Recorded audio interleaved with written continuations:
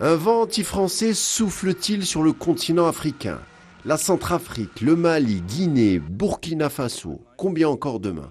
La France est inquiète à en juger de la réunion à Paris entre l'envoyé de la CEDEAO, Umaro Sissoko Embalo, et Emmanuel Macron lors de la journée d'hier concernant la situation qui prévaut justement au Burkina Faso. Mais le mariage forcé entre la puissance occupante d'antan et l'Afrique semble pourtant consommé.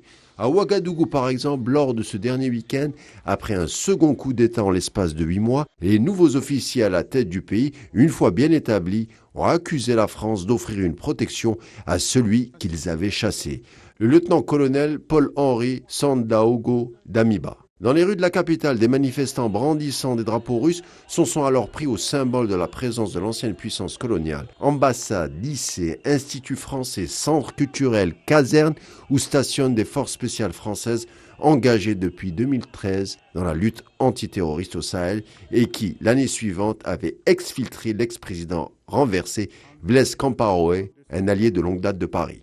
Le Burkina Faso fait partie d'une longue série d'exemples d'un changement de donne sur le continent. Depuis des mois, les officiels français observent d'un œil inquiet par le biais de réseaux sociaux et de quelques bataillons, comme le bataillon Wagner, des velléités anti-françaises.